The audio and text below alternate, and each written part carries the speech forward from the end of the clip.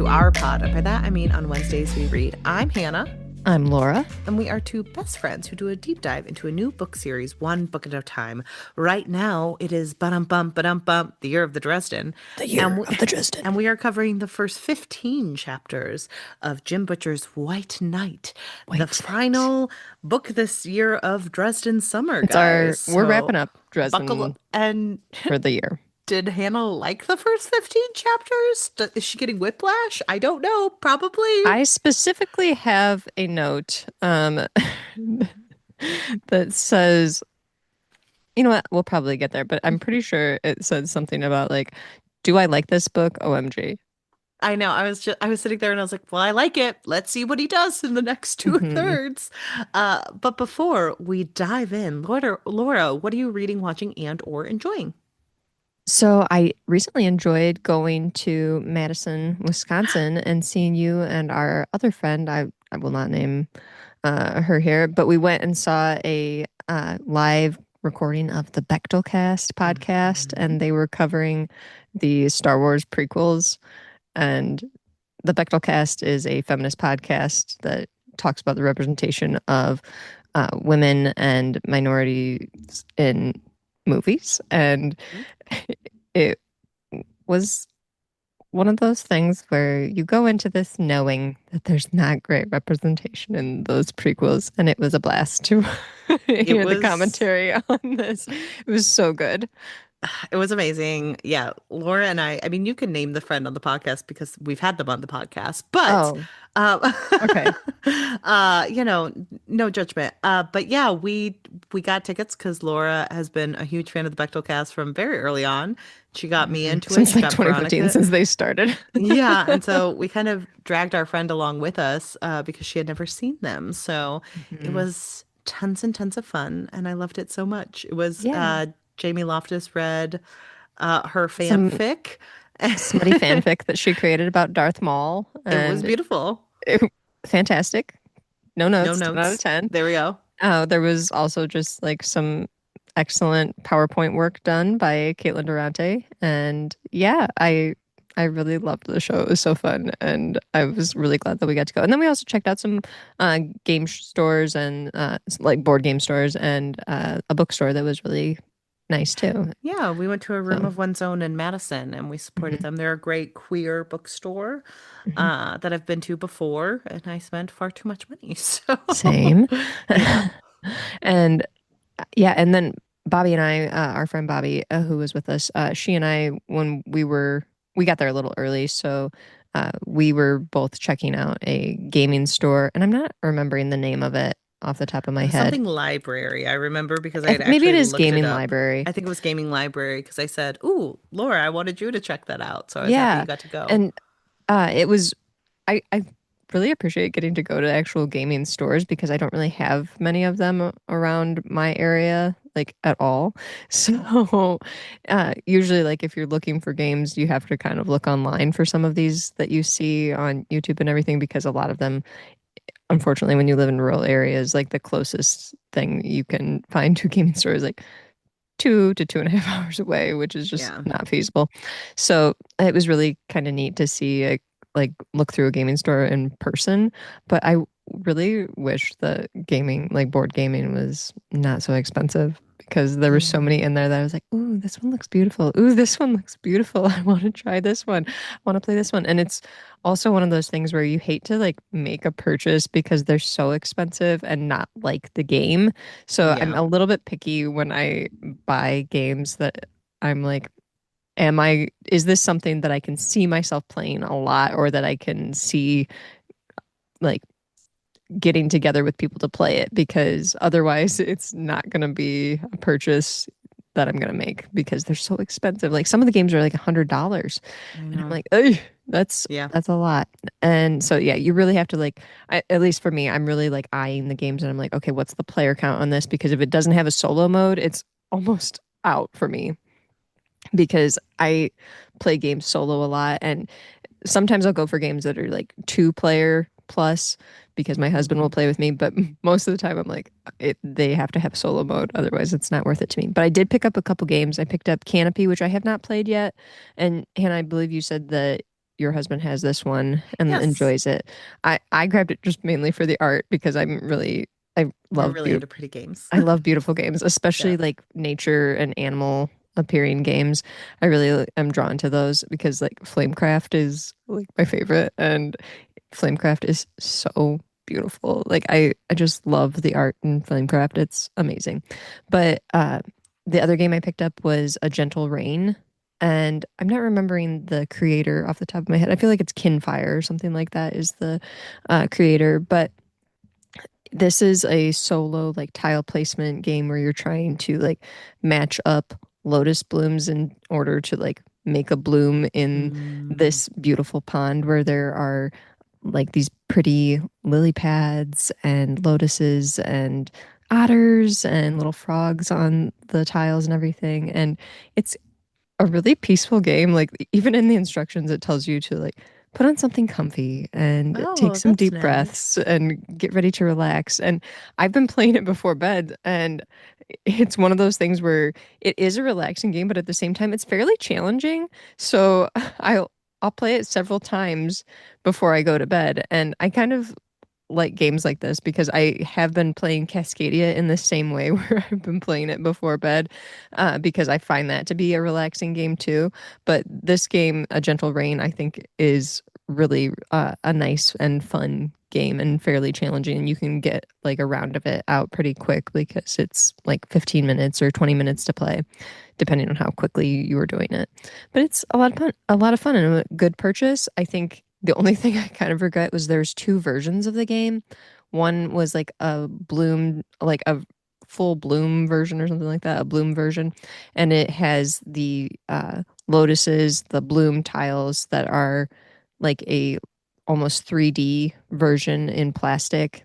And those were pretty, so I was drawn to that, but it comes in a Mm. larger box. Mm-hmm. And the other version is a small box that is much more, uh, much easier to transport. And the tiles in that one are not as like big and pretty. So I didn't get that one, but I kind of wish I would have like gotten that one instead and not been drawn to the pretty factor of the lotus blooms because now that I've played this a few times, I'm like, I could definitely see myself taking this places and just like popping it out to play. Yeah. So, Just make sure you invest in little baggies for your games. That's always how I ended up transporting things to make sure that like you could return them oh, back for with like the bags tiles in the and stuff like that. box. Yeah. Yeah, a lot of my games that I've gotten so far have had like extra small bags in them. And so instead of throwing those away, I have actually kept them and used them to put into other games to like store the tiles and everything. Oh, And good. so I did have some extra small bags that I planned on kind of using. I put the Canopy pieces in some of them, but a gentle rain, I don't know that I need like a ton, but I would kind of like to just have that smaller box. You know what I mean? I don't think the game is that expensive, so maybe I'll just someday Invest. invest in another copy of it to be my travel copy. I We'll see. mean, or good Christmas presents to ask for. So, That's very true. Very true. But yeah, it's a really fun game. I really like it a lot. And then as far as watching, I canceled Peacock because they upped they up their their prices prices like an a lot. exorbitant amount. It's like $15 a month for Peacock. It's just not Yeah. enough. Yeah. And which was kind of ridiculous, honestly. And so I was like, no, I don't watch like I don't watch it enough to justify that. You know Yeah. what I mean? Especially when it's like me rewatching things on there. I Hmm. was like, not worth it to pay that much more. Yeah, so I'm guessing other people are going to jump ship on them, but I did before my subscription was canceled binge the paper because I had the timing down apparently perfectly that I had like 2 days Yeah.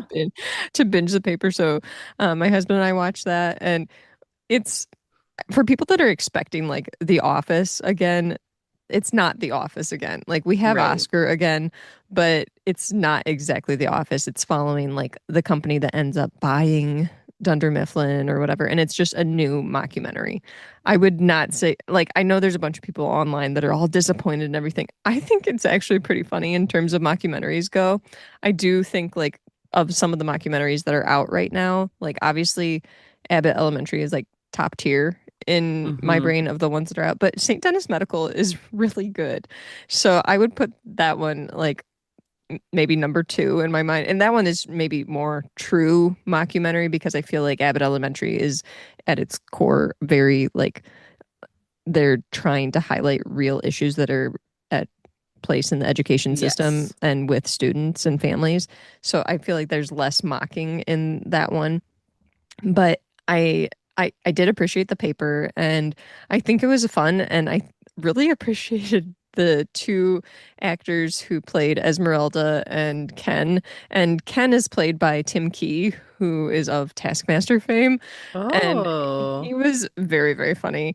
And so was Esmeralda, who is played by, I remember her from The White Lotus, but let me look up what her name is because she was fantastic. She was the funniest character in Oh, the good. whole show and just amazing work. Sabrina, I'm gonna butcher her last name, Impacciatore. Uh, she is hilarious. She plays Esmeralda, who was the like person who was running the TTT, the Toledo Truth Teller, and then they bring in Donald Gleason to run the place, and so she's kind of trying to like ruin things from the inside type situation, but at the same time she's very zany and got a lot going on. There's one episode in particular where I was like cackling because she does such a Good. fantastic job like being absolutely ridiculous. So yeah, she was great and she's very like physical with her comedy where she's trying to like spy and she's like standing there at the door like crouching down and then she's running places and stuff like that and she's really great. I thought she was absolutely hilarious. But then Tim Key, who plays Ken on the show, he's very funny too. So I thought it was kind of interesting that like my two favorite characters on the show were people who were like had very thick accents and were very much like in a show that's supposed to be about like a Midwest paper company. They're the people who are people that have green cards, and I'm like, I dig it. I Yeah, love that's this. I love this good. representation. And I thought they were so good, but yeah, and also Donald Gleason, he like succeeds at everything he does. So he's just kind of funny and nerdy, and I feel like every role that I've seen him in, I'm like, nailed it. He just Yeah. always does a good job. So yeah, kudos to him as well. And he's just a really diverse actor too, which I think is hard to do because He he was is a like, really diverse actor. Like he's yeah. been in so much. Well, I was thinking about the last thing that I watched him in, which was that show on Hulu that he was in with Steve Carell. And Oh, he I didn't even played, know that was one. yeah, he played a serial killer and he was terrifying Oh yeah, that in one. Oh wait, I never finished it, but I do know what you're talking about. We he was talked about it on the terrifying in that podcast. show. He Yeah. had Steve Carell in his basement.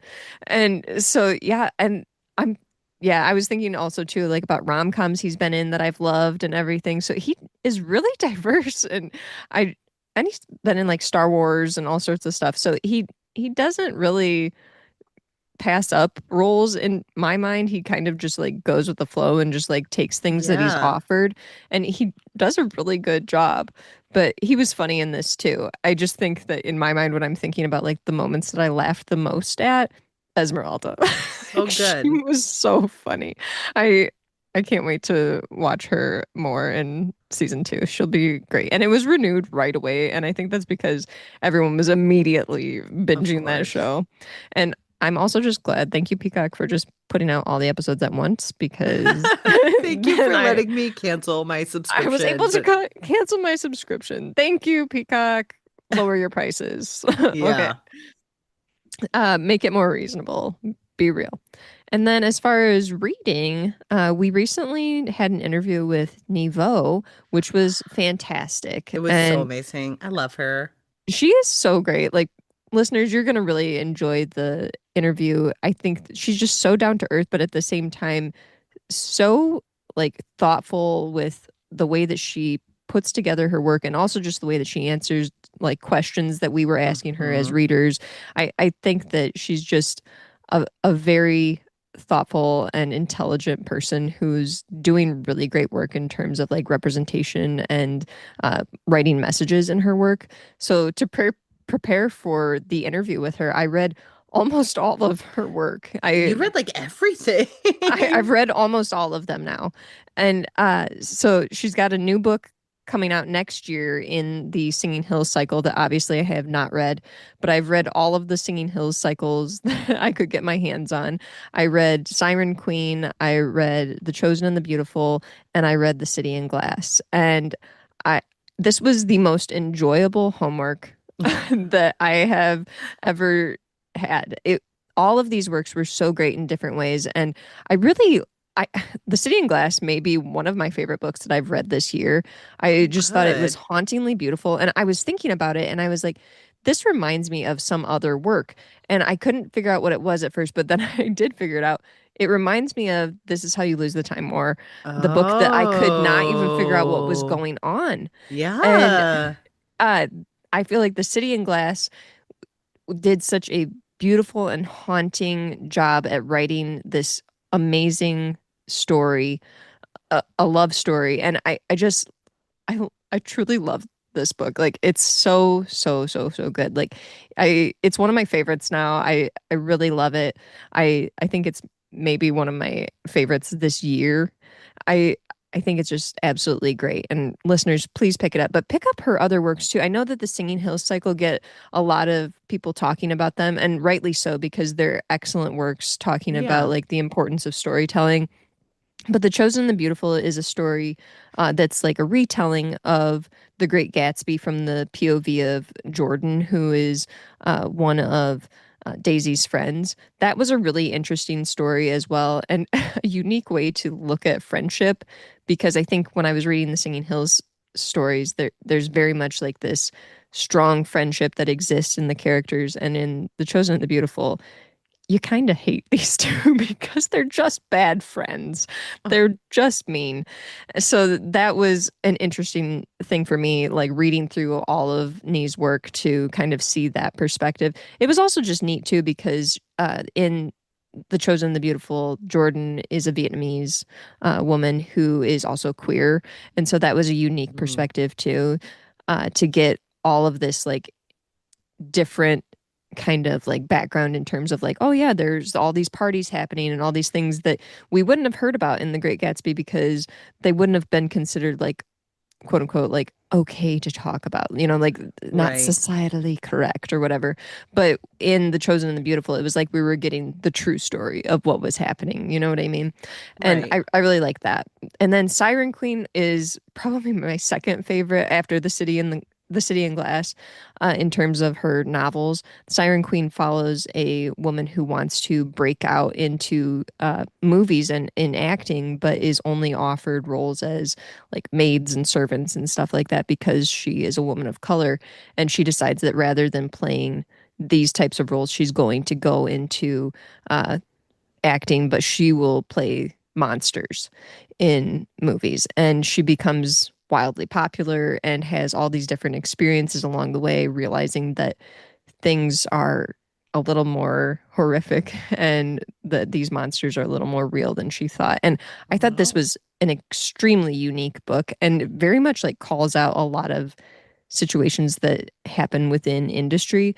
So I thought that was just a very clever and um, kind of a hey, we see what's going on type way to write this book. So Nee does excellent work. I have loved all of them.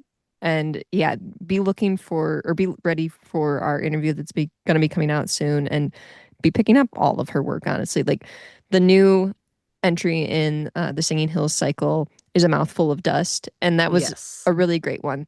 It's one of There my are favorites certain, out of all of them. Like it's yes, so good. So make sure you're reading all of these, pre-ordering it. It's small September, so it's the perfect time yeah, to pick all of these up. lots of So, novellas. These are all yep. novellas, and I think they're like easily consumable. Certain novellas in this Singing Hills cycle stuck out to me more than others, but I Yes. think A Mouthful of Dust is one of them that definitely it has more of like a horror type feel to it than Mm-hmm. other entries in the Singing Hills cycle. So I do think it stands out more in my mind than other books in the series. But all of Nee's work is absolutely fantastic. So listeners, please pick it up and someone else read The City in Glass and then come talk to me about it because I love it so much. I'm considering like doing a reread because it's so freaking good. I love it so much. I And it's think the short. last time I tried to pick that up was around the wedding, and I like Mhm. couldn't. It was one of those where I was like, I really, really, really want to read this. My mind is not in the right mindset, so I wonder It's if I like, should pick it up you know soon. what?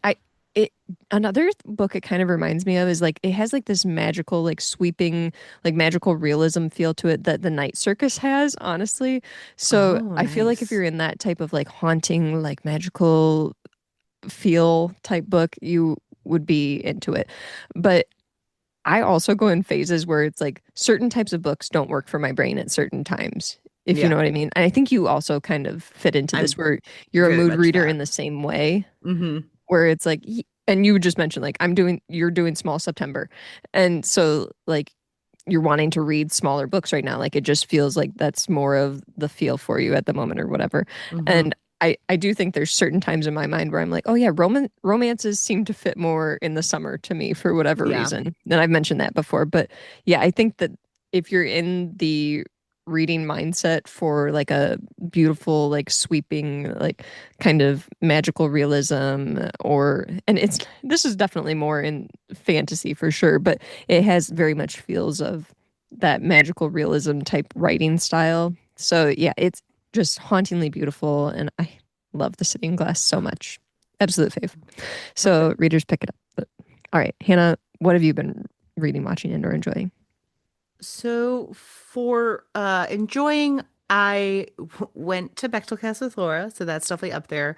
I also am in a game zone the past couple weeks Yay. because we went up to Door County for a quick vacation, and they have this like game store in Sturgeon Bay called like the Gnome something. I can't quite remember the name. Hmm. But my husband and I bought a game while we were there and played it while we were up there since it was more of a relaxing vacation. And we bought Cascadia per Cascadia. Laura's recommendation. It was a ton of fun. I lost both times. The first time was a mini loss. The second time I was just trounced. I could not get anything. But it was a lot of fun. I really liked it. It was funny because like we kept talking about like, ooh, who saw a hawk last? Because that's how you pick Hmm. who goes first. But I had a ton of fun with that. We saw some beautiful hiking trails, some beautiful water around the Door County area. For those who don't know, Midwest often gets a lot of flack for being boring, quote unquote. We're flyover states, but Hmm. Door County is one of the most like beautiful places. Sure. When we were there, there was literally a place that my husband went into that had a map of all the people who had traveled there, and he said there were a ton of pins in Hawaii, and we did wonder why, because like that's just so random.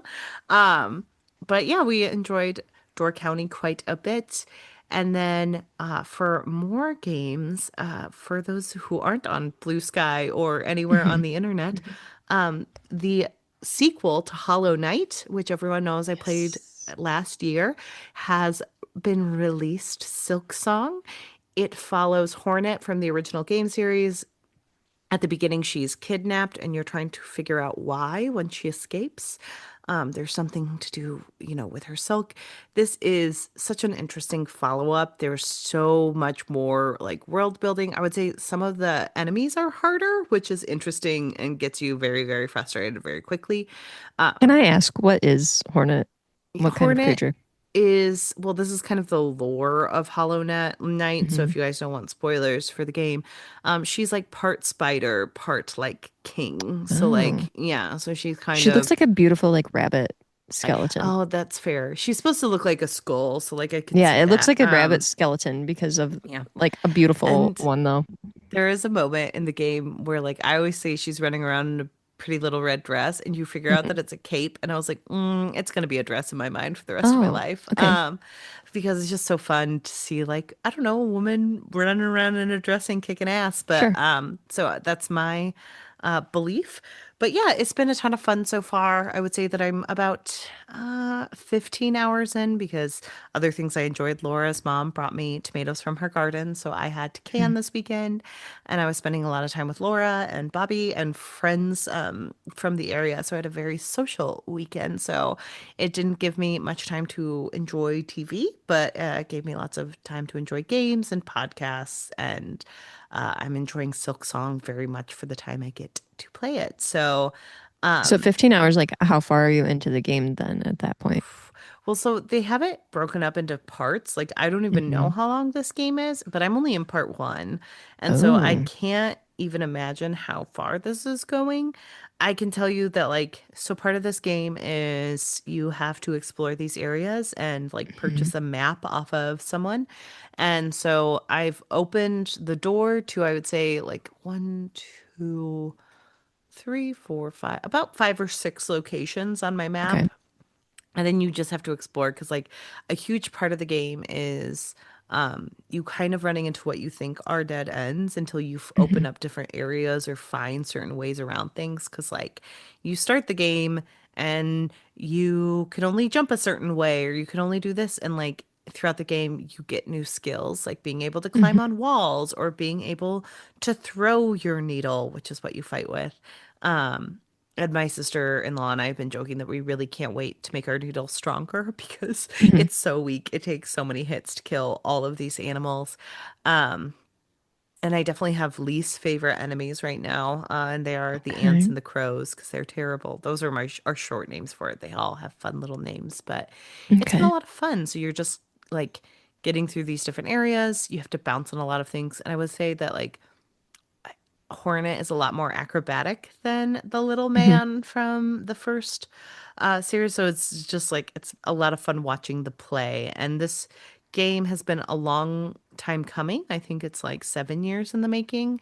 And it's just really cool because the creators of the game took this long because they enjoyed themselves. Like they just wanted to keep making this beautiful thing. So I love it a lot. I It's been a ton of appreciate when fun. creators do that, when they're just like not going to cave to pressure, where they're like, we're going to make this and we're going to do it right.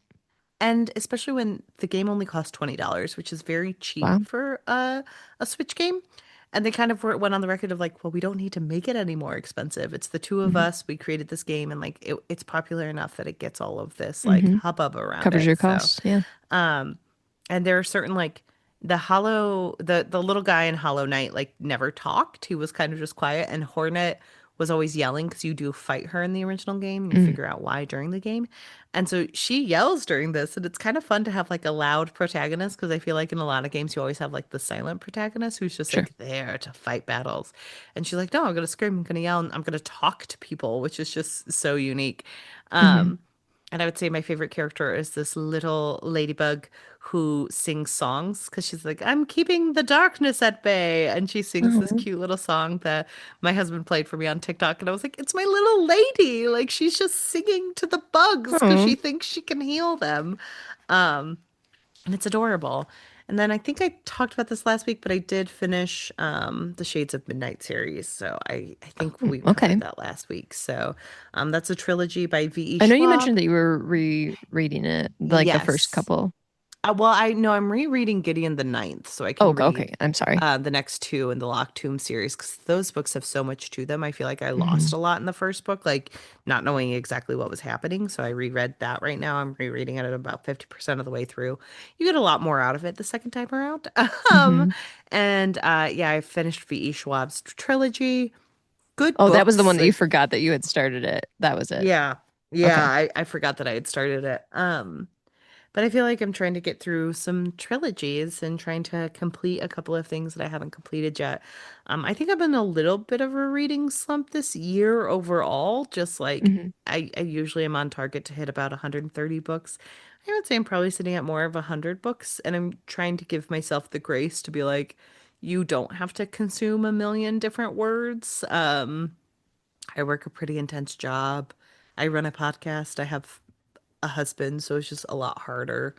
Um, and I'm trying to Yeah, hit more I feel life like I've goals seen a this lot of year. people talking about that too, just like a lot of content creators in general feeling a lot of pressure to read a lot and that it's Hmm. burning them out. And I I think that we need to maybe as a general group of people that are creating book content just kind of like reel it in and realize like it's supposed Yes. to be fun. Like Yeah. don't push yourself over the edge if you can't handle it, just take a step back and mood read for a while or just take a break if Some you people need only to. read 5 books a year, and that's fine for Yeah. them. So, like, I'm reading Well, Witch and King the right other thing now. is, if you read 5 books a year, you're a reader. If Yeah, you read 100 books a year, you're a reader. Like exactly. you're still a reader. Well, My and I'm husband reading only reads Witch King. probably 5 books a year, and I still call him a reader. So, Right. And we're going to do that on the podcast, like Witch King later this, hmm year. And so I'm excited to read that, but I'm also just like enjoying reading it slowly. And sometimes if yeah, I'm not in the mood, I'll pick up another book in between and I'm trying to like kind of hmm let that be my normal where like sure. I feel like Storygraph, it's like it takes you 11 days to finish a book on average. And I'm like, yeah, I'm doing a lot in those 11 days. So it's just nice. So, I do feel but like the apps and everything kind of put pressure on I me know. too. Like I joined a Instagram book club, and I do like doing book clubs to just discuss books because I feel like a lot of times I'm reading things and other people are not reading the same thing, so you kind of want to discuss it. And my husband, I think, gets maybe a little like, okay, I don't know what you're talking about with me. So I do like joining these online book clubs, but I was recently added to this group and they were starting like on Storygraph and I'm like, okay, join on Storygraph, but I'm not good about using Storygraph because it does make me feel a little pressured. And also like I get it that there's this really neat like book club feature where you can comment via each chapter and everything. Hmm. But honestly, that makes me feel pressured too. So Yeah. I'm like, I'll just wait until the end when you guys want to do a Instagram chat at the very end, and I'll just make Yeah. sure to have it done by that date because I feel like that that's scares fair. me less. Well, and that's also like a huge thing is I'm doing editing group now, and that's reading 30 pages of other people's work per week, Mm, but you're not counting that towards anything right, because you're right. just but I would rather focus on that so I can start like moving Sure. my novel towards publishing or like make myself a stronger reader by giving feedback to others. So I think I'm Right. focusing on a lot of that a lot more. Um, and my editing group was quick to be like, like, what should we listen to on your podcast? So it's always nice to kind of make those connections. And I think I'm hmm focused on that a lot more this Did year. you tell So them listen to Legendborn? I sent them the link that we have on our link tree to the author interviews because I said that that's Oh, an okay, easy okay. way to dive into us is by Sure. listening to us talk with others. So that's what You I are did. smarter than me because I would have just thrown them into Selman Kane, Selwyn Kane, the everyone's dark boy, boyfriend. everyone's boyfriend, as I look at Oathbound behind Laura. Um, but shall we dive into a book that we're not sure if we're gonna like or not, but it seems I like we mean, will. a third of the way in, I like it. It And I'm getting whiplash feels, from Butcher's writing. I know, it feels like this is back to basics, and I literally Mhm. mean that because we have characters from the first book, apparently. Um, but we're back to basics. And I do think that that is what Butcher excels at right now because it's like parsing back all the stuff that we've had issues with, which is too much content. So My thing is he goes in such waves I where know. he'll like think, you know what, I want to do 50 things at once and throw all of them out. And in this one, it's very much dialed back where it's like focusing in on just kind of one situation. Yes. And I'm It's it's much more of a fan. it's a breath of fresh air to have just And one also, situation. here's the thing. You know I love witches and stuff like that. Like I also I'm love into books witches. about witches. So when we got that little tie in there, I was like, perfect. Right up my Charmed alley. #1 fan. Yep. We all get we want. Laura and Hannah get witches, and Harry probably gets sex with his sisters. Aw. All right, but we dive into chapter 1, and Harry's at a crime scene, but there's no one there. And he runs into Murph. He accidentally It's calls cute as a her button. He cute as a shows up. button, nobody's sister anymore, just like super tiny and cute Mhm. and Cute, not a and word her about an haircut ant. isn't ant-like at all. No, she's And he's like, hot now. how's it going, Lieutenant? And Whoops, she's like, you were demoted. Sergeant, because of me. And he feels real guilty Sorry about to that. bring that up. Well, and it's just like she got demoted because she left them in the lurch. And I'm like, people sometimes take vacations during an active Mhm. like crime investigate. Other people, Right. she could have taken a personal day. I'm a little bit confused, but hmm it's content for the book. Sure. But anyway, she takes him into this apartment where there is an apparent suicide. A woman left a Mhm. note that said, "I'm so tired of being afraid. There's nothing left. Forgive me, Janine."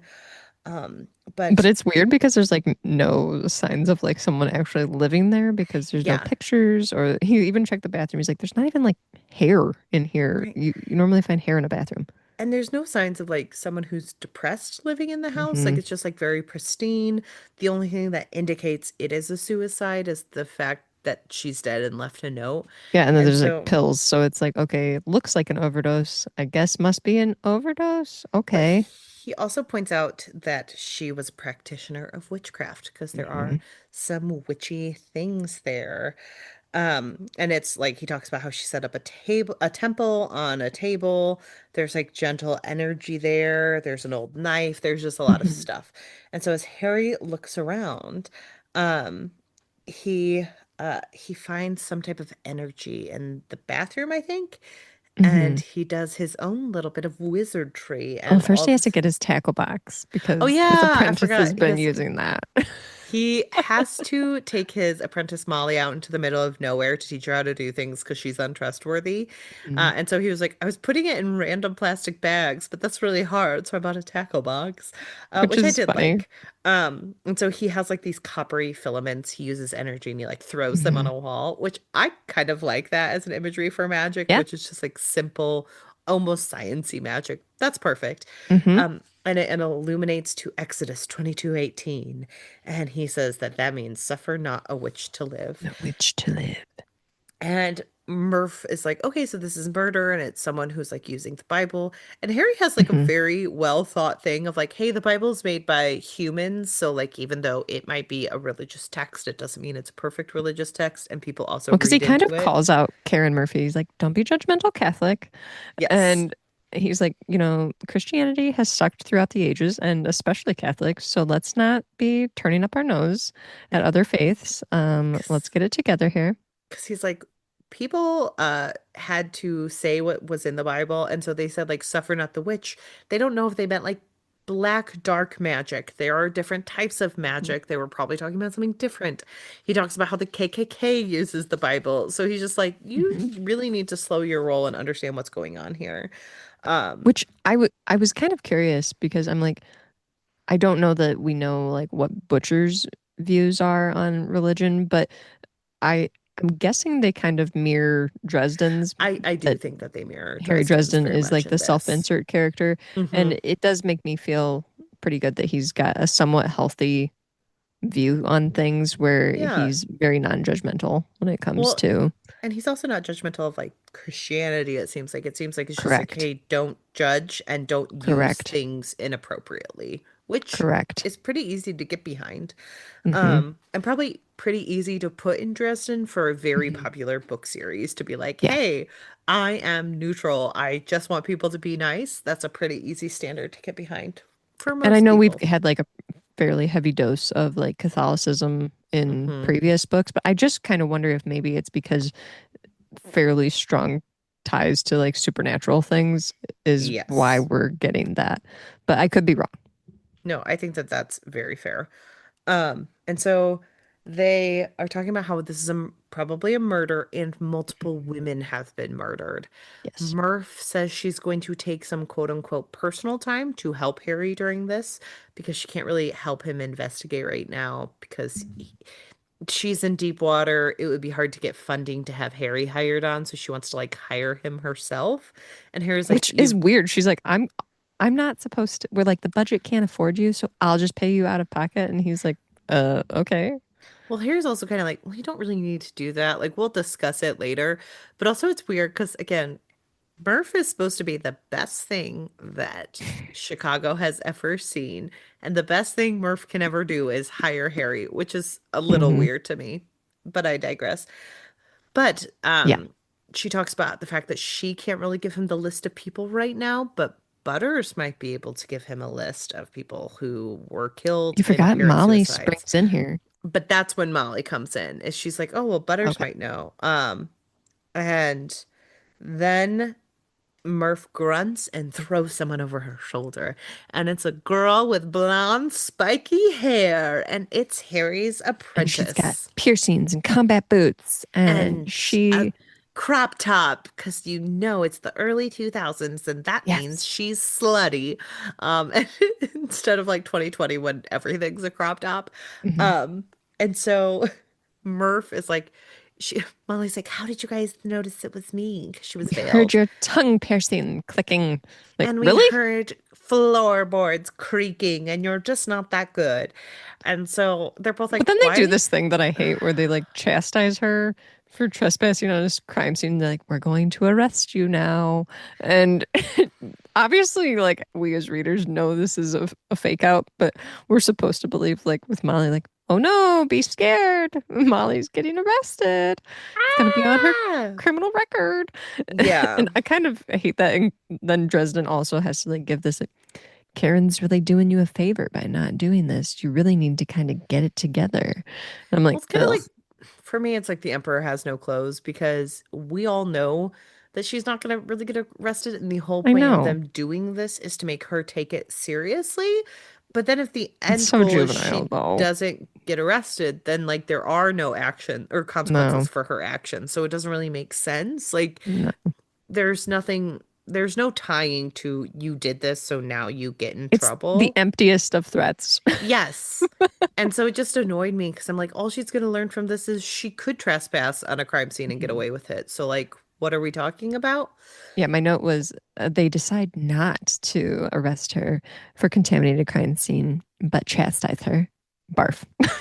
Well, because they are like, well, you left hair, you left fingerprints, you did all these Your stupid things. boots have all sorts of And tracks they that do you point out left. that if they ever tried to prosecute, that could ruin the case, which is what she should take seriously, but she doesn't Hmm. take that seriously. She No. takes getting arrested seriously. So it just, they could have chastised her and her felt bad for the fact that like someone could get away Hmm. scot-free, but no, it's the arrest that's the problem. Hmm. Um, but Harry's also like, but we didn't notice your veil, so you are learning. And then he takes her on over to the morgue to meet with To polka Butters. lover Waldo. And he's listening to the old polka. He's And listening to Yankovic. oh yeah, he's reading to Weird Al Yankovic. And so he pulls out like one of the deceased, Pauline Moskowitz.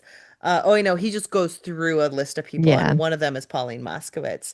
And he talks about how Mhm. she's 39. She slipped both of her wrists um, with a perfect cut, which is Mhm. weird and probably shouldn't happen. Yeah, he's like some of the things about these just don't add up in terms Yeah. of details for like self-harm. It just doesn't make sense. And then there's another woman named Maria Caselli. They both were in hotel rooms, which also doesn't Mhm. make sense for self-harm or suicidal ideation. Trigger He warnings for that. he Um, mentions that it usually takes place in the home. So, yes. And so they just kind of go through this list of people where they're like, I don't think this is happening. We have a couple women where we think that they committed suicide. mhm. Um, and there's also this Jessica Blanche, who's 19. She's pretty, and Harry thinks that he could use Molly to connect with her. Mhm. And this is where we get the backstory that Harry is good at blowing things up and finding things, which is Yes. why he's a detective and why he does those things and has been doing those things for the past 9 books. It's not just Harry, it's what he's good at. Mhm. But he says Molly's very empathetic because she's messed with people's brains before. She has an affinity to kind of get into someone. And so Well, she, so he mentions it's object reading is what she's good at. yeah. And there's this like impression that's left on the body, like emotions and sensations, and that she's able to read this. And he's not able to project onto objects in this way.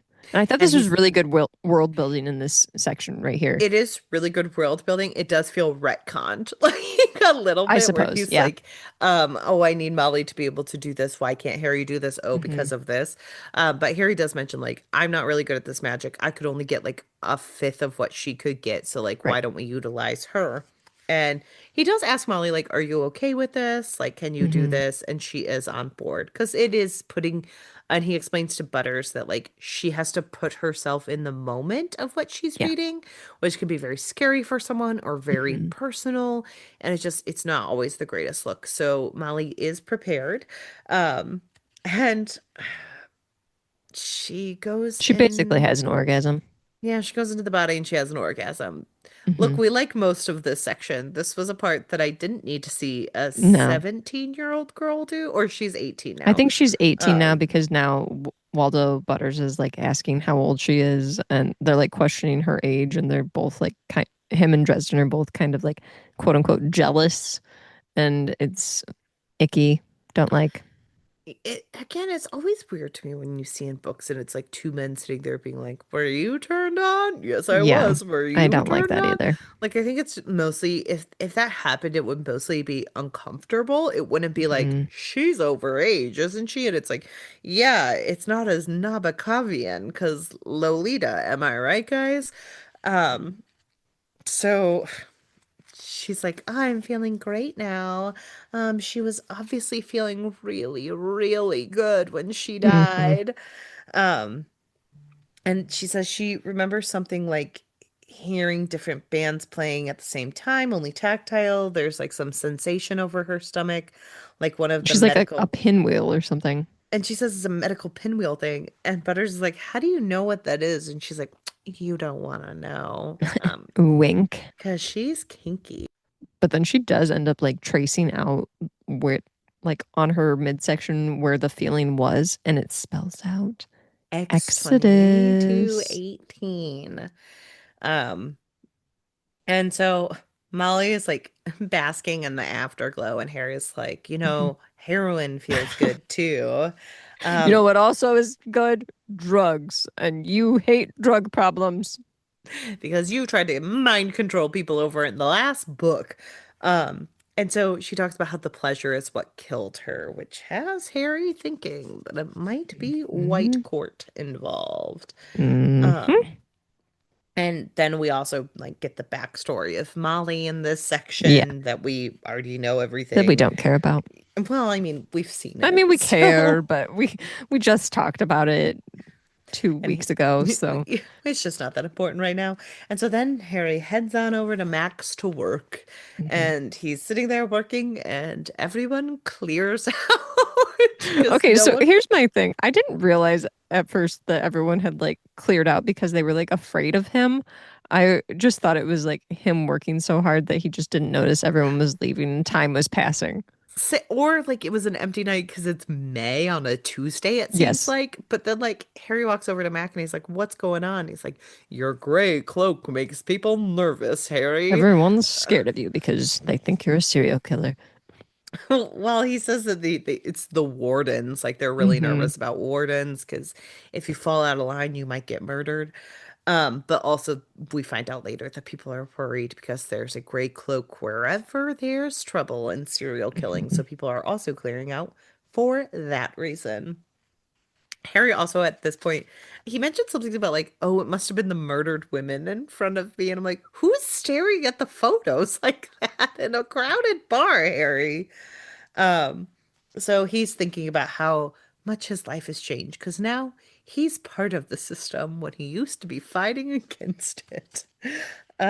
He And also has like a moment at the bar too where he's just like, it's worse for me to see women get hurt than anything in the world. Like men, okay, but women and kids, that's really bad. I draw the line at women being murdered, not men being murdered, No, women being women, murdered. I have to get involved. And so Harry asks Mac for a little bit of help, and Mac slides over something that says Anna Ash, Order Libis, 4 p.m. tomorrow. And he's like, "What's this?" And Mac's like, "A start, young son." He's like, I look it up. don't. It's Latin. I'm use Google. Get on Ask Well, Jeeves. it means large cooking pot, so it's like they're the order of the large cooking pot or order Order of of the the Cauldron, as cauldron. Murphy so astutely points out. And so Harry thinks that there's a coven of witches about. Mhm. Um, and so He and Murph are talking about what they need to do and who they suspect, which includes white Mhm. court vampires. And and Murph has to ask about Harry's brother, Thomas. Mhm. Um, and they also talk about maybe like a warden because the gray cloak and all that thing. Also, they Um, have a moment where they like kind of small talk for a little bit, and Dresden mentions that he was like sent out to New Mexico to help train some new wardens, and a bunch of people died. yes. And he's like, "Ah, it's all my fault." I'm like, okay, this was a really weird thing to just like kind of toss in that also Well, a it's bunch of other people died, and he's now got that on his conscience too. I'm like, this poor man. again, I always like roll this back to like early 2000s media where it's like, oh yeah, this book feels like it's the return after a season finale where like something happened off screen and the A entire lot. book is like a mystery of like what happened then, and like it's just Hmm. like all of a sudden you hear a flashback and like Harry covered in blood screaming and you're like, "Ooh, what did happen?" I Yeah. feel like it's that. But they're watching the apartment of Anna Ash and they see Helen Beckett from, I believe, book Hmm. one, who was like one of the evil magic practitioners or like someone who got Yeah. involved with evil killer creations. Um, and She's Harry's, the woman who shot him. oh yeah, and Harry's like, oh, I guess she's out of jail now. And Murph is like, I guess she's out of jail now. And Murph is like, I don't like that Helen Beckett's involved. This is really weird.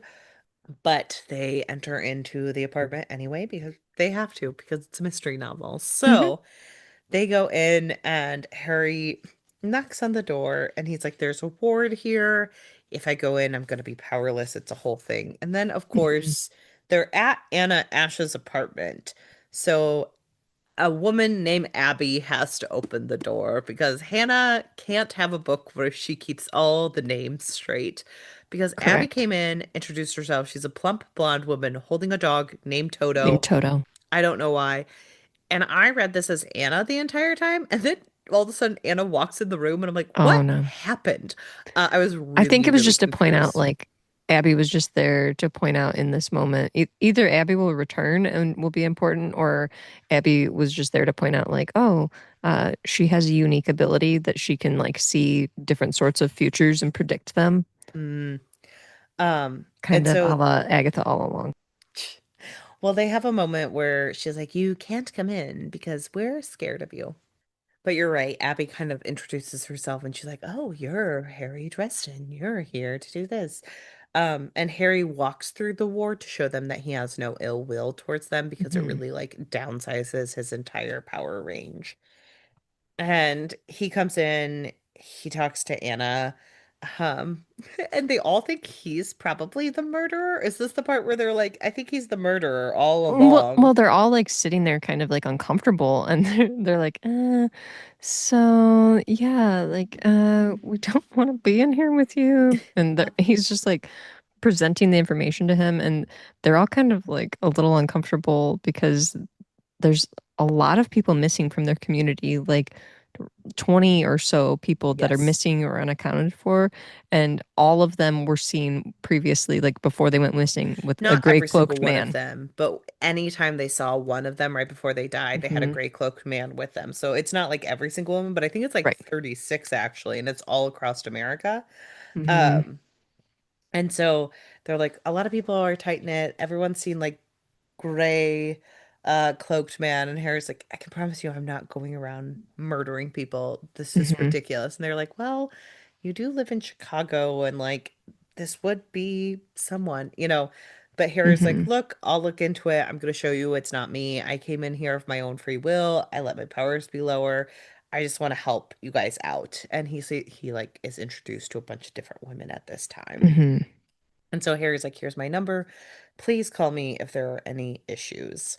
He also Um, asks about that Jessica Blanche, and she's not part of their order. yes, and she is the one strange person who's just an outlier in all Hmm. of this because the rest of them they do notice. And so then he and Murph go outside. They talk about like looking in on Thomas and seeing if he might be involved. And And Or not also, Murphy, Dresden gets like very emotional talking yeah, about like Thomas's involvement in this to the point where he's like got all this excess energy that he needs to Yes. release, like Incredible Hulk style. Yes. Well, and before that, they also want to look into Mr. Beckett because he was part Yes. of the last book too. So Harry Hmm. does have like all these emotions. He needs to release some energy. So he like bends over to put some in the sidewalk, and then Murphy's car explodes, meaning Explodes. there was a bomb inside. Hmm. And so they both like get thrown back. Um, they take an Well, they're like assessment on, slammed down on the yeah. ground. I mean, the car blows up, so they're Hmm. thrown like Hmm. ba-boom. Um, and so they like make an assessment. They both realize they're okay. But Murph is like, hey, you should probably leave because a car exploded and it's easier to explain away because it's my Hmm. car. And Harry does make a joke about like, I'm glad we didn't drive the Blue Beetle. It's like, Harry, read the room. Um, Her car just blew up. Get out of here. and then I have in my notes that I was very, very excited because Harry finally takes the L, which has been annoying me this entire book series, that Harry refuses to use public transportation.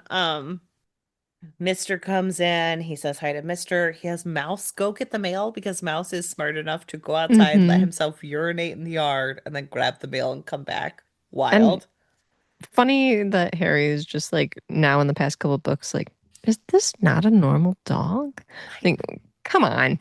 Well, it's also like it always goes back and forth where Harry's like, "What type of breed is he?" And then in this Yeah. book, he's like, "Well, he's a temple dog," and I'm like, both those things are pretty much the same. Like you keep Hmm. wondering, how is he not a normal dog? And it's like, well, he's a temple dog. We knew that. Did you Yes. forget? Like, what He happened? absolutely forgot. So Harry heads on over to the Gold Coast where Thomas is living.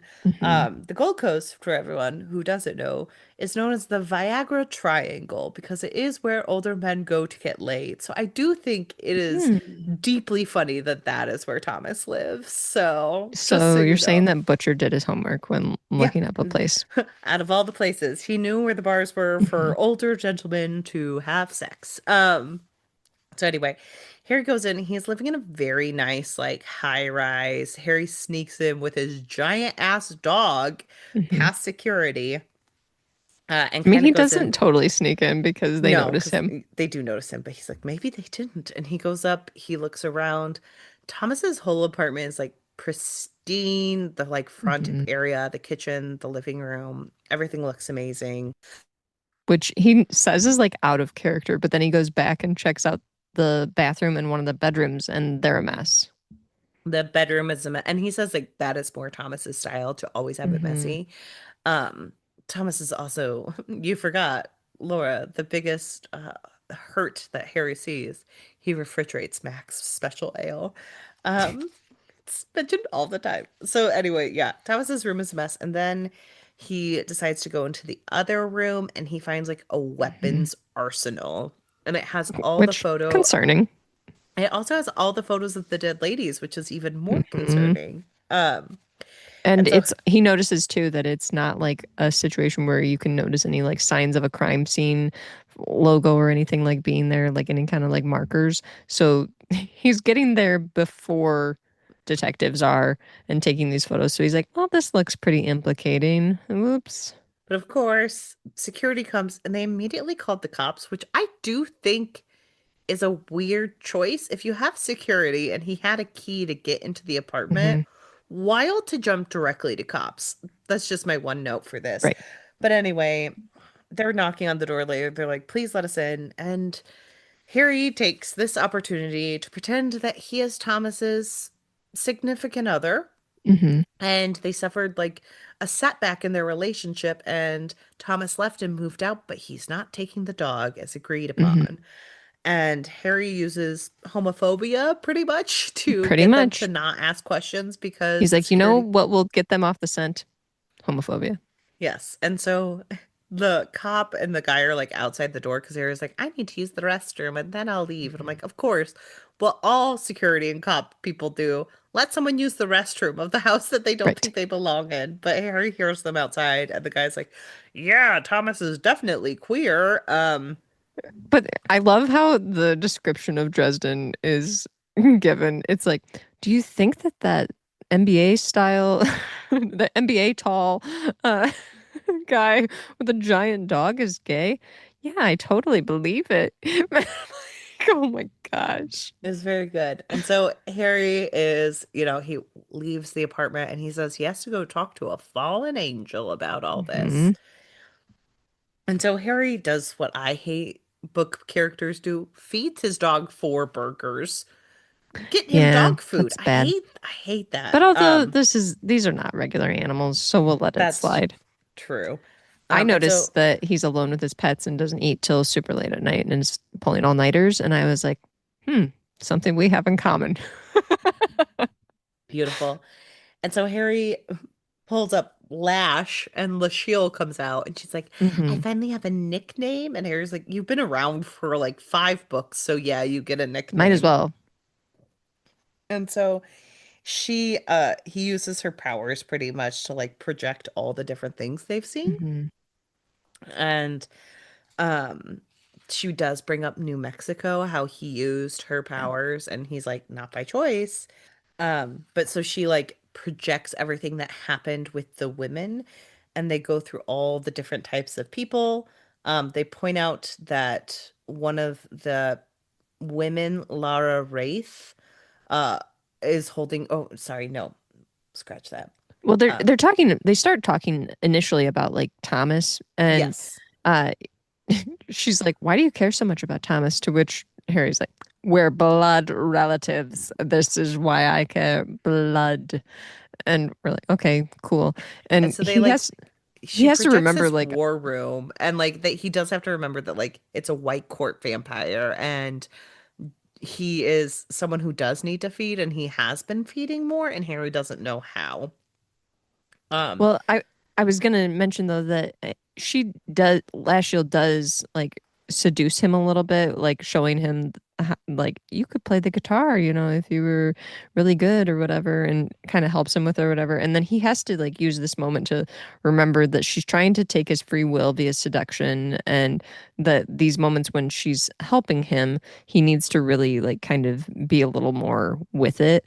And she also uh kind of is suggesting that maybe Thomas isn't technically wanting to do this. He might be doing it of his own will, but there's this Laura Wraith who holds Justine, mhm, so Thomas might be doing these horrible killings in order to protect Justine.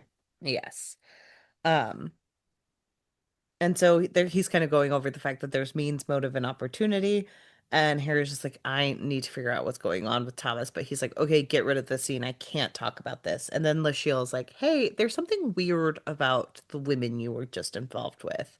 And she goes through all the different women, and he realizes that there's one person over on a love seat that he doesn't recognize, and she must have been veiled. He can't remember anything about her.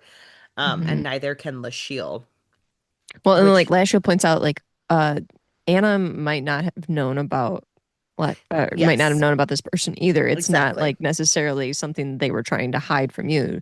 It She might could not be have known about someone her. is in the home who is going to attack her. So Harry like Hmm. freaks out, immediately runs over, starts banging on the door to break in, and he decides that he has to like take down the shields because she's not answering the door. So he Hmm. bursts in with Mouse, and Anna is like, "Please don't kill me." Like Hmm. immediately.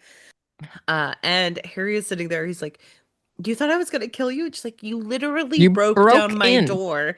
And Harry's like, I was worried about you. There was someone here who was cloaked.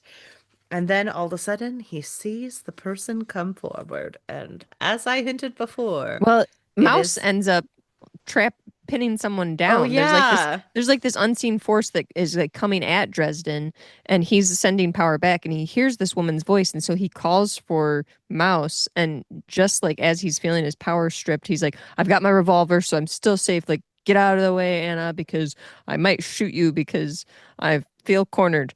And so then Mouse pins this person down or whoever it is, and Harry is like, who is it? Oh, it's someone in an Aerosmith t-shirt and Birkenstocks.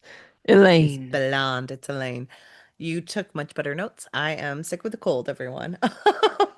And so they all sit down, and Anna's like, you two know each other? And Elaine And is they're like, like, we're siblings who were oh. once in love. Well, they don't mention that. They're each other's first everything, Laura. And so Harry's like, Elaine's kind of like, how did you know I was here? How did you sense this? And Harry's just like, well, I remembered that there was a dark spot and, fallen angel. He doesn't mention that, Hmm. but um he offers to kind of exchange information because that he finds out that Anna hired Elaine, that Elaine has become a private investigator who is Hmm. under wizard in the phone book. And Harry's like, you always copied my homework. And she's like, well, you just got to keep doing what you know. I mean, not totally, because it's revealed that she has kind of like slipped under the radar of like the wardens and everything by just kind of claiming to not be that powerful, even though she's just as powerful as Dresden. So that I thought was kind of sly. And she says she has good word of mouth. So she's also, Hmm. it feels weirdly enough, I do like this about it, that Elaine is kind of working as more of like a woman's wizard than Harry, where it's like She's like a not brute much more force. clever It's yes. version of Dresden. And so she's been studying these deaths over the past year, and they've been like all over the place.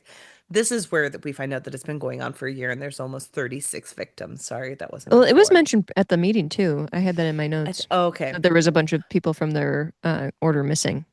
And so he is kind of like, how have the wardens not found out about this? And they point out that it's someone in a gray cloak, so they actually think it's a warden.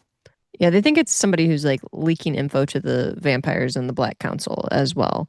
And she's like, "Oh, are you a part of this?" And he's like, "No." And then all of a sudden, smoke starts coming Well, through. and before this, he does point out that he doesn't think it's like the actual White Council and wardens because one of the places is on the West Coast, which is watched over by Ramirez, and he's like, Ramirez is good people. He wouldn't Hmm. get involved with something like this, so we know it's someone who is working under this the scene. And like you said, they're talking about Hmm. vampires, all that stuff. And then Harry does smell smoke.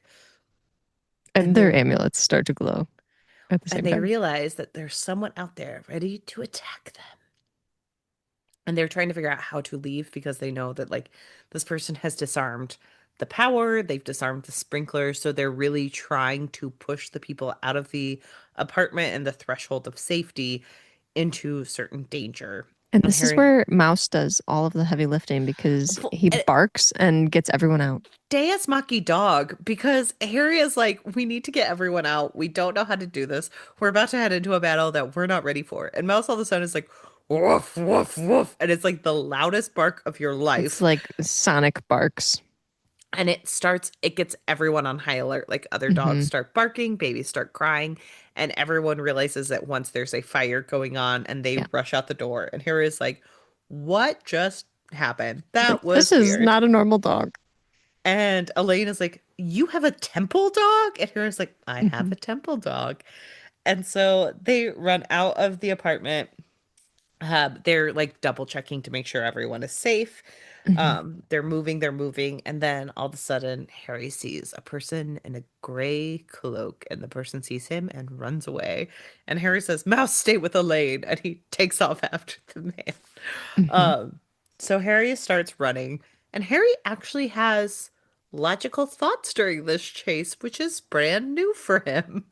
Which I actually appreciated this because the guy runs into a parking garage and he's like, oh, this is a trick. I Yep, he should not says, go in here. he's like, look, if someone was trying to kill us and set fire to a place, they're not going to park in a parking garage where they have to deal with like a lot attendant, deal with all these Hmm. different things. So I'm just going to wait by the outskirts because that guy was just trying to lose me in all the dark Yep. corners and possibly attack me. So Harry kind of hangs out. He's thinking about all the dangers that have happened and how to do this. And then he sees the guy jump from like really high up and land Yeah. perfectly fine. And then he drives by in a giant, like, green van. Harry uses some power to take a green chip off of it and start a tracking spell on it. He And he puts gets the, the license number too. yes. And so then he goes back to Anna and Elaine. Elaine is like, did you catch him? And Harry's like, I'm working on it, but like, not quite yet. And so Harry heads back to his apartment. He is gonna use Little Chicago. I love Little Chicago. I think that this is a cool thing. And he also has Bob there who's being creepy about Oh my Molly, which is God. something I'm not a fan of. Like, ugh. I love. a lot of this book, I hate that Creepy Bob is back, who's like, I You know want to what? see Molly I naked. wish that we could get rid of all of the like older people want to see Molly naked and think she's so hot thing. Like, ew. Again, I'm so sorry. 18-year-olds look like 18-year-olds. You can still tell that they're still children. So don't talk about her Mhm. like that. I hate that there's like some sense of like, well, once you turn 18, you look like you're 25. Yeah, You don't. magical. No.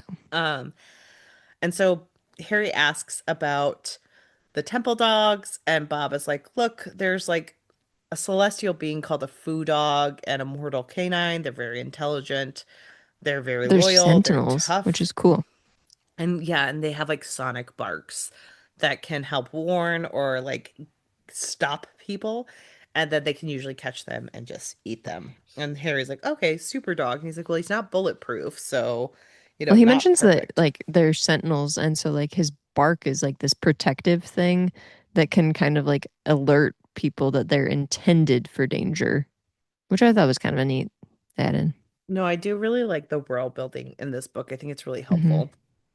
And so Harry's like, okay, this is all very interesting. Thank you, Bob. And stop being creepy about Molly. Only I get to be creepy about Molly. So Harry uses magic to go into Little Chicago. And this is so cool because like he can I see love his this. body overhead, but it's like he's on the real streets of Chicago Hmm. following along with this car. And he's just like very trippy and very perfect. Um, and so Harry follows the gray cloak and he stops in a very like affluent park and he talks to a man in a car who reveals that he's definitely tried to fight Harry before, Yeah. that he's been up against him, that he's kind of the one who sent Grey Cloak after Harry to take him out. Hmm. Um, and they are in cahoots together. And Greycloak is kind of like, look, I'm understandably cautious about Dresden because, Yeah, like, they're a little nervous about him, honestly. yeah, and he's like, I don't know why you wanted to get him involved, but now he is involved. I tried to get away from him. I think I got away from him, but I don't know. And Harry's like, okay, Greycloak isn't like just some hooligan. He's actually Hmm. thinking through these things. And they mentioned that he knows that the Scavis is up to all of this. And the guy said the other guy in the car is like, well, Dresden will be falling all over Hmm. himself to protect women because Harry can't take people being mean to women. Right. Um, and then he talks about the Gray Cloak talks about the circle and how like they would be reacting to this person getting Dresden involved. There just seems to be a whole lot of stuff Yeah. happening. They end up like recognizing though, like at like towards the what ends up being the end of their conversation that like somebody was like listening in on them. Yes. Well, because And so Harry like cracked his knuckles in his real body, and the Gray mhm, Cloak can hear it in Little Chicago. So it's just very right. interesting. And they And did say that they could murder Harry if it comes to it. So, right. And so they end up like projecting out and Harry or they split and Harry follows the gray cloak. He decides that right. he's going to follow him because he's like Oof. I know less about him and he follows him like down into Undertown Well, and he and does have to follow him because he's connected to him in a certain way, where the other car it mhm, would take too much energy and he'd be putting himself in a really precarious position because Little Chicago is very right. useful, but it's very volatile. So it could explode if Harry uses it in the wrong way. Mhm. And so he goes back to the car to follow the anchor of the green cloak. And like you said, or gray cloak. And like you said, he goes into Undertown, which again is like the mysterious, like in between of Chicago and the never, never kind of area where Mhm. like dark people go to live. And Harry's like, look, I don't have a connection to Undertown. I didn't collect it because A, it'd be too difficult, and B, I didn't think of it, which I did Right. like that line. I thought it was funny. But Harry does follow him into this like basement area where the gray cloak is obviously sleeping. And he brings up this person and like starts talking to them. And Harry realizes that it's Cowl from Grave Mhm. Peril, who was one of the people who was trying to use the Dark Hollow to Mhm. summon the power. And Harry didn't know who it was. So he is back in play. And Grey Cloak is kind of like, look, that guy is still an idiot. He still doesn't realize what's going on. And Harry thinks that Cowl and Greycloak may be part of this Black Council that he's been talking Mhm. about and thinks is on the loose. And so they talk about how they're trying to remove Dresden or just fight them. And Cowell's like, have you taken precautions? What's going on? And they're just getting this rundown, and Greycloak says he hasn't succeeded. And they're obviously just using this other guy. But then Cowell yells, and he's like, oh my gosh, Dresden is here. Yeah, he notices him in the room and threatens him. And he says, I will rip your mind asunder.